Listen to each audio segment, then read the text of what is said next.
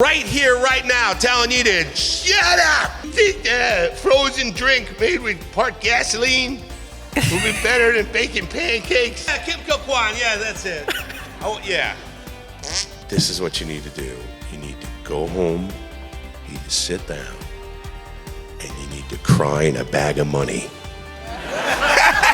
And shut up. We have worked together a bunch of times.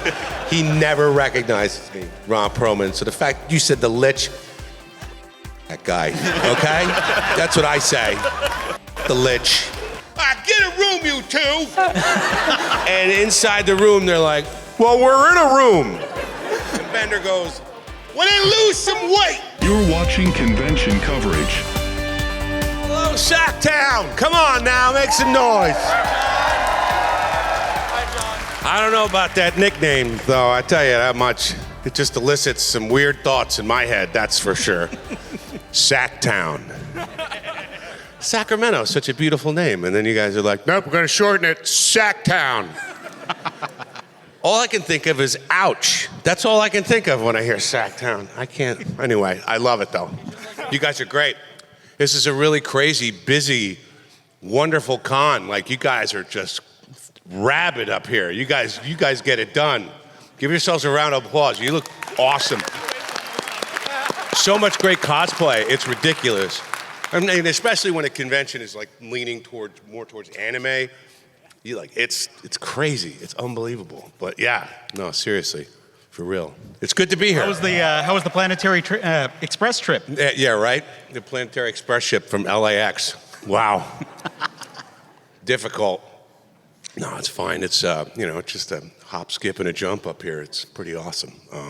But good restaurants in town. Like, I love this place. You guys, everybody here is always nice too. Any particular restaurants you love out here? I'm not saying anything. What do you think? I'm going to give away my secrets? And people like all of a sudden come up next to me like, ha ha, we came, and I'd be like, ah. Ask you, what was your favorite moment voicing Marcus Fenix? He said, there's a great line in 5 where Foz, the character Foz, is talking about how, well, right now we're really going to need some, someone with military experience to lead us. Real cocky sort of thing. And Marcus is in the room and looks at him and goes, it's Foz, right? And he looks at me and goes, yeah. Oh, yes, sir. He goes, shut the f*** up, Foz. It's the best line in the game. And that's one of my favorites. It's really funny. It's really funny. That was the best line in Gears 5. But also, I mean, the whole tomatoes rant from 4, that's pretty funny. We came up with that. Well, we were shooting we were recording that scene, and at one point, when the mics are supposed to be off but they're totally on, I just went on a riff about how all of the tomatoes were gone, and then what am I going to do? I can't go to Home Depot and get any more tomatoes. And I went on this whole riff, and the guys were in the studio and they were laughing off. And sure enough, it ended up being an Easter egg. He was immediately Rod Ferguson was just like, that's going to be an Easter egg, and he put it in the game. If you knock out all of the tomatoes in the garden, there's a rant that I go on. It's pretty ridiculous. Makes sense. Those were Dom's tomatoes. Yes, over Dom's tomatoes, which, by the way, I have a tattoo of on my arm. Inside of a gear. Rest in peace, Dom, man. How has your approach to voicing Marcus Fenix, how did it change throughout the Gears of War franchise? Well, you know what the lucky thing is that we're both aging at the same pace. So, the last 2 games, were age appropriate. So I wasn't really worried about any placement there, you know what I mean? But yeah, it's moved along perfectly, which is really nice. I'm enjoying that. So yeah, it really wasn't. I really didn't have to make that much of a conscious effort because of the fact that it was just lined up somehow, just the age, and which is really cool. I'm really fortunate, so it's hard to put something on like that, you know. So It just kind of lined up perfectly. yeah, it kind of just did, you know. Listen, the older you get, the grumpier you get. So it was just like, okay, I can identify with, like, you know what I mean? Like, he is the grumpiest of grumpy, and you know, and yeah, I mean, it was just, and that job is just so great. The fact that I've got to do 5 games with those guys, it's just, you know, even though the companies have changed, the core of the people still remain the same, and it's just, yeah, that's been a good gig. Well, thank you for your time so much. Appreciate it. Thanks. So the Gears series had a couple really hard-hitting moments, but the death of Dom with Mad World playing in the background, and if that's a spoiler, you guys are doing it wrong. It like wrecked me. I had to hit pause and take a break from the campaign. And with Marcus Fenix being like such a grumpy bad, I wanted to know how that impacted you losing basically your companion and best friend throughout the series. Well, I mean, throughout the series, there is such a sense of loss on a daily basis. And so if you're experiencing that, there's no way you're not connected emotionally right at the pinpoint, you know, that you're not, you are totally connected to that. And the sense of loss, that deep a loss, made him, I mean, he blew up at that other character, and it was just like, and it was, when we recorded it, it was heavy. Like, it was really, it was scary. As a matter of fact, when Ice-T recorded his lines for that character, because we're playing opposite each other, Rod Ferguson said, Ice was like, man, who is this other guy? I can't match this other dude, man. It's too much, man. This guy's crazy, man. How do I match this dude? And so, like, and that's how powerful, that's how much Dom meant to him, you know. And he was expressing that sorrow right there. That was the only opportunity he was going to get, and he took it to connect with it, and to be it. So I don't know. I really love that relationship. I think that it's the fact that people come up to me constantly and tell me about that particular cutscene, and you know how it just, like, they've never cried during a video game, and then they're crying during this video game. Like, it's crazy. So yeah, nuts. I love that arc. That's why I got the tomato. That's because of Dom. I didn't want to get some gross, like, monster in my life. Thank you so much. All right. Besides, I'm Italian, so, you know, tomato. How did it feel to, like, evolve Jake as a character? And because Adventure Time used to be like this funny, silly, goofy show, and then it became more like personal and melodramatic and all that. Like, how did you feel about, like, the subtle tonal shift? I'll put it to you this way. The last recording, I went out to my car, and I got in my car, and I drove away from the studio, and I called my wife, and she answered the phone, and I started to cry, and I had to pull over because I just really hadn't realized how much of myself I had put into that character and how much he meant to me. Because there was a lot in the beginning I didn't understand the Land of Ood, didn't understand what was going on. There was a direction in the show creatively that annoyed me, that I thought was detrimental to the success of the show. And we made some changes, and things started to turn around, and all of a sudden it was like, okay, I'm getting this more and more, because I really didn't get the show. And then, then Tom Kenny was like, it's today's version of Yellow Submarine, man. Just, go with it. I was like, okay, yeah. And then, like, there were days when it was just like, I can't stand this gig. I really don't like this gig. I went, and my friend, oh my goodness, I see his name in front of my face and I can't remember. D. Bradley Baker, the great voice actor, D. Bradley Baker, wonderful talent. I just started moaning to him about it. And I was like, I just don't, what do I need to do, man? Like, I need your help on this. I need you to give me some advice. Like, what do I need to do? And he was like, John, this is what you need to do. You need to go home, you need to sit down, and you need to cry in a bag of money. And shut up. I went, yeah, that's a good idea. Fair enough. So that's, I mean, I've come from that. I've come that far to like crying on the way home from the last gig. So it means a lot to me now. Hope to see him more in Futurama season 12, man. Yeah, me too. Thanks. What was a character in Adventure Time you wish got either fleshed out more or had more interactions like with Jake? You know, it's funny because the actor that played the Lich, Ron Perlman. yeah, Ron Perlman. Ron Perlman played the Lich. I didn't get to play that many scenes with him.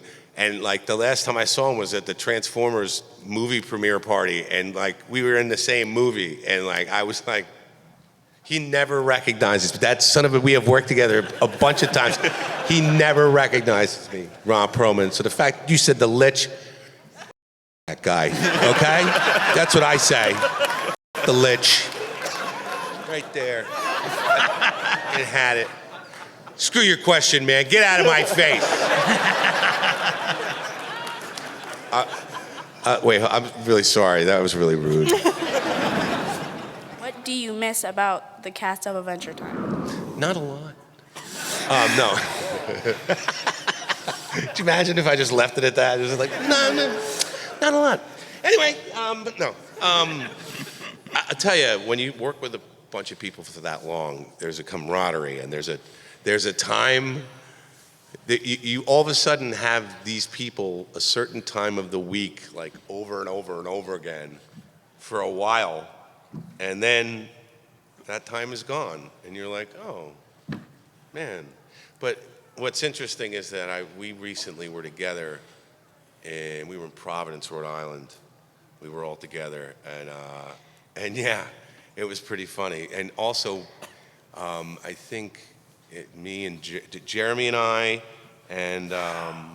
think Marceline, the actress that plays Marceline, we're all going to be at. Yeah, I'm having a brain fart. Don't worry about it. When you turn 55, you're like, the name of the person is.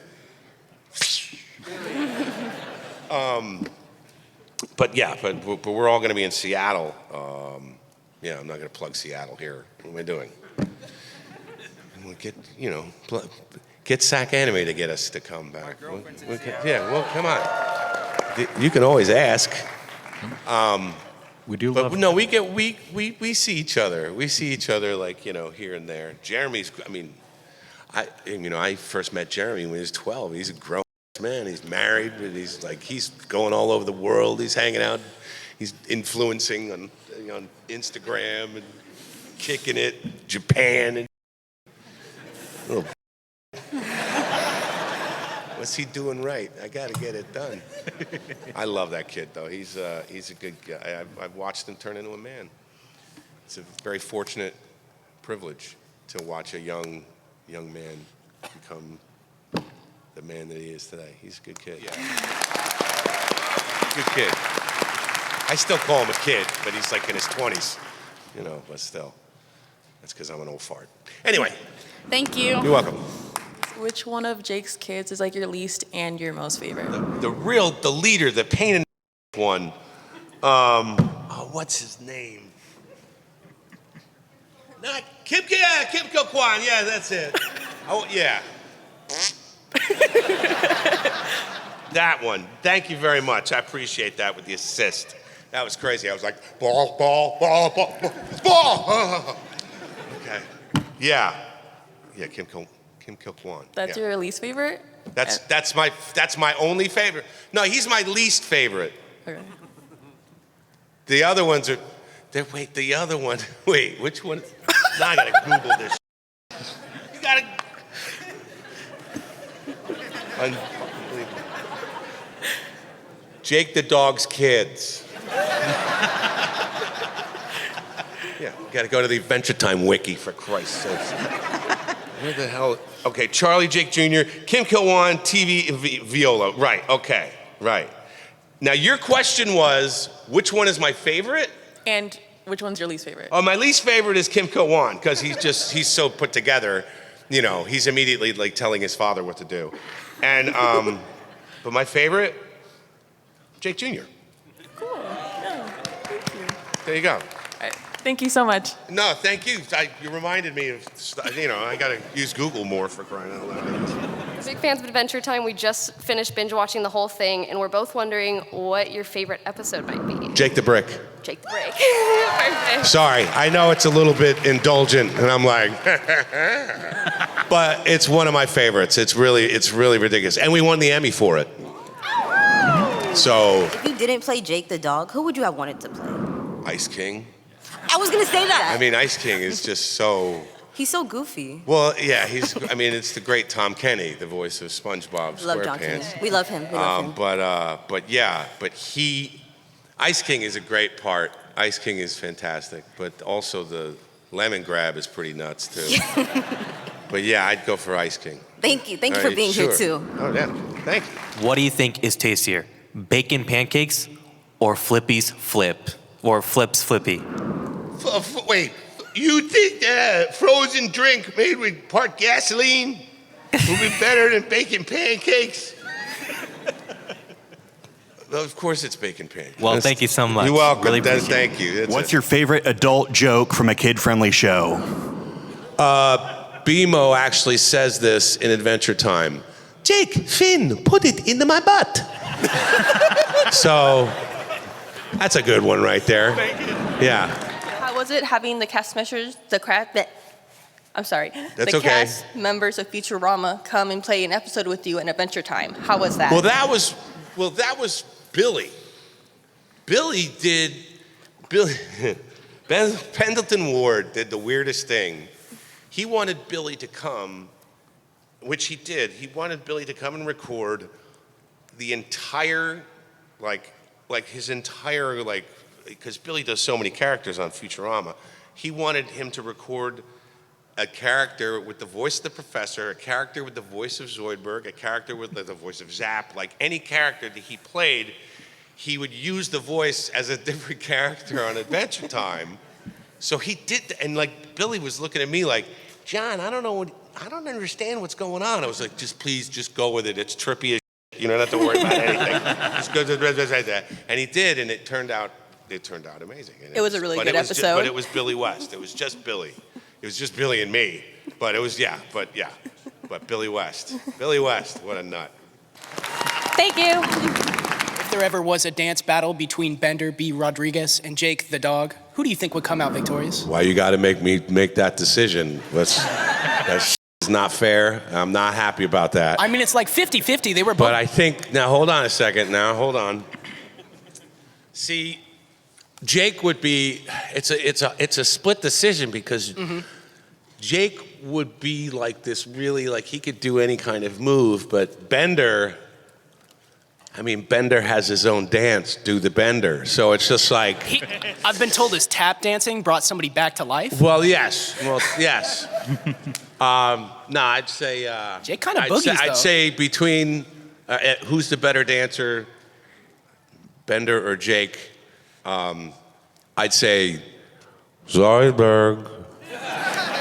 Why not Zoidberg? I understand. All right, thank you. There you go. My question for the What If machine is, what if Bender met the Scotsman? They might trade legs. Go one leg, Bender would take the gun. Yeah, and he'd go hold up some banks and then give the gun back to the Scotsman, and then the Scotsman would be arrested. There you go.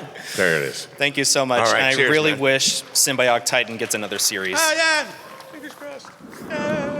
How often do you think Bender says the word daffodil off screen? That is the second most used word he says. It is the second most. Daffodil. Hot diggity daffodil. Oh, yeah. It's a fun word to say. Daffodil. It's just those two F's in the middle. Just make it perfect. Just right there. Daffodil. You say it over and over and over again. Yay! Let's drill it into the ground, shall we? Daffodil. Yeah.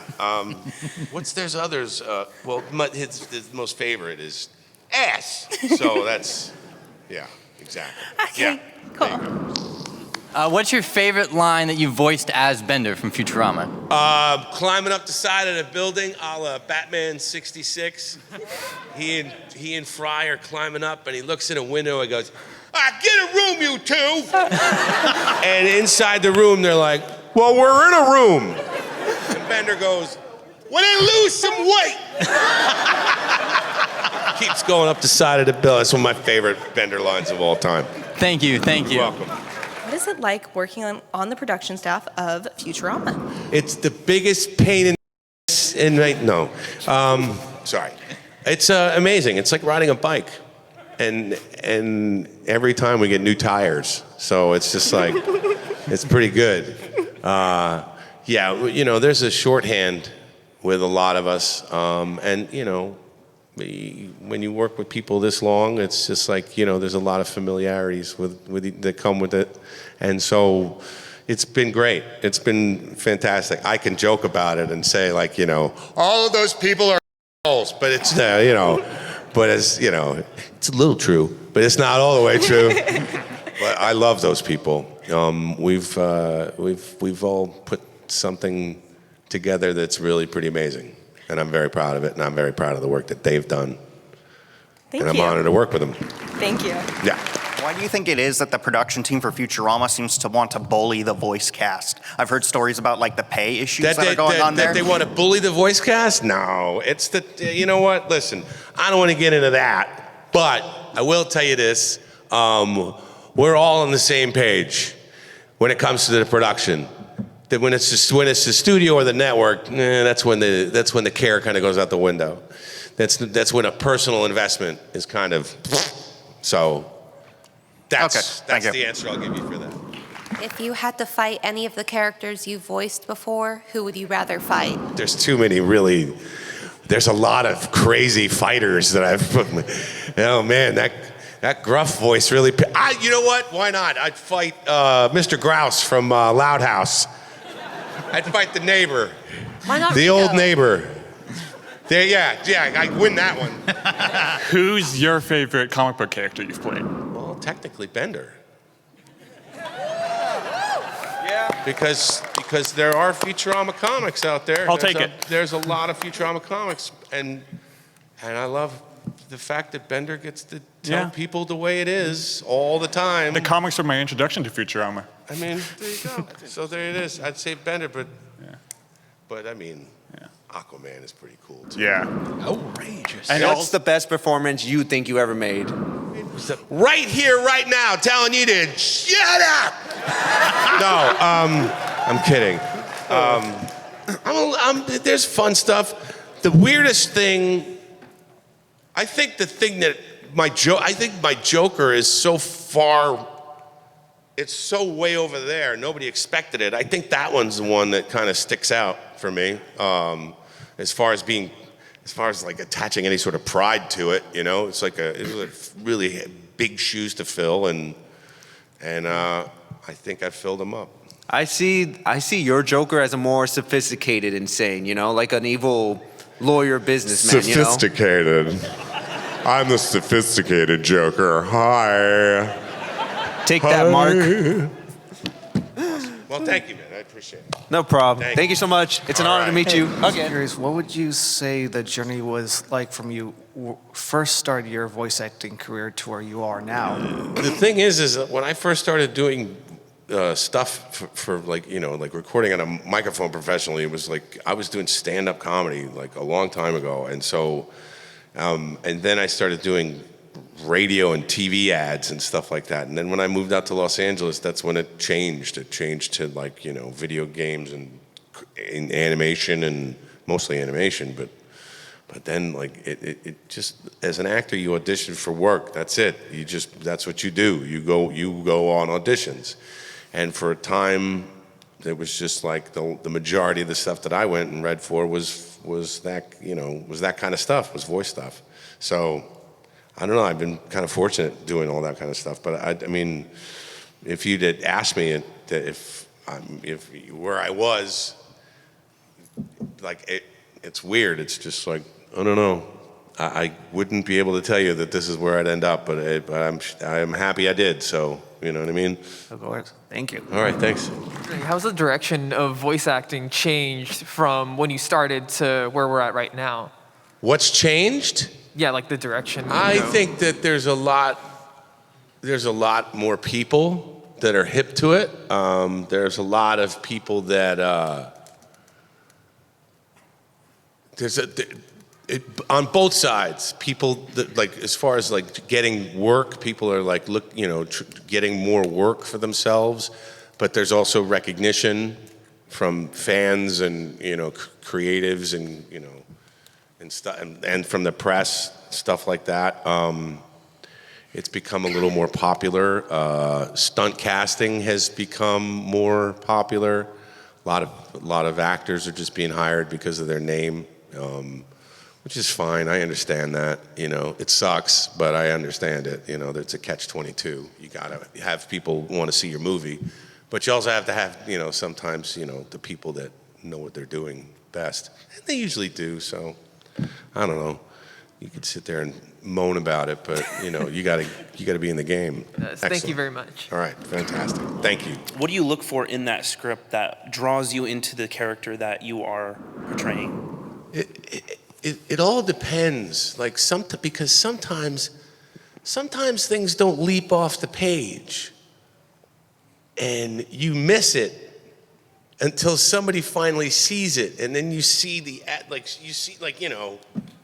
say I were to read your stuff and then kind of just be like, somebody else read your stuff and then was able to make it happen, and I go, oh, I didn't think of that.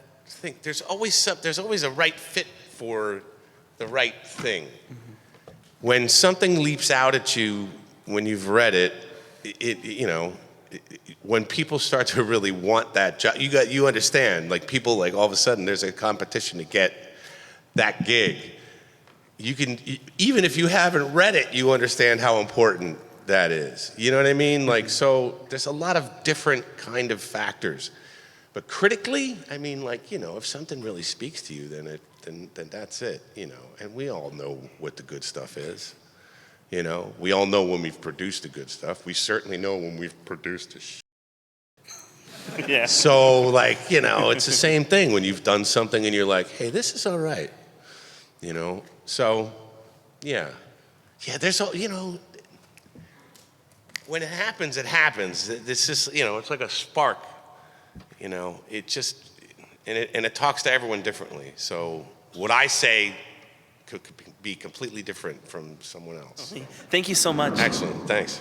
Ask you a very quick question about Futurama. Yes. So, I mean, first of all, I think your character is easily like the breakout character of that show. Thanks. And your voice is so synonymous with it, it's like I can't imagine anyone else doing it. And I was just wondering, when you were auditioning for the role, like how seamless was, the process of auditioning for the character? It was a voice that was kind of bouncing around in my head, and I've been kind of doing it. And it just seemed appropriate because it's just kind of like this. Billy describes it as punch drunk, almost. Yeah, there's a sort of thing there where it's got, you can see him being a little bit. But that's the thing. It's like I've said it before. I'll say it again. It's 3 parts. It's 1 part drunk in the Northeast, right? From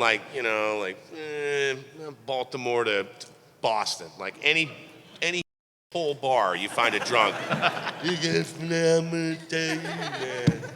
And then you add that to Slim Pickens. Mm-hmm. What in the hell in the wide world of sports is going on? You throw him in there, and then my friend had this character named Charlie the Sausage Lover. And Charlie And I went to college with him. It's very funny. And he would go, sausage, fun to have, fun to hold. You can have all kinds of sausages, sweet sausages. You can have Italian sweet sausages, Italian hot sausages. You can have all kinds of Germans, they have worst. You can have worst is delicious. I love worst. There's all kinds of worst, liverwurst. And it's just like this ridiculous guy. And so if you put the three of them together in a blender, you get Bender. So there you go. That's how that came about. Once you gave them your version of Bender, did they get back to you very fast? Hell yeah. Love the Dio reference at the end. Yay! Hey, thanks a lot, everybody. I really do appreciate you guys coming to this.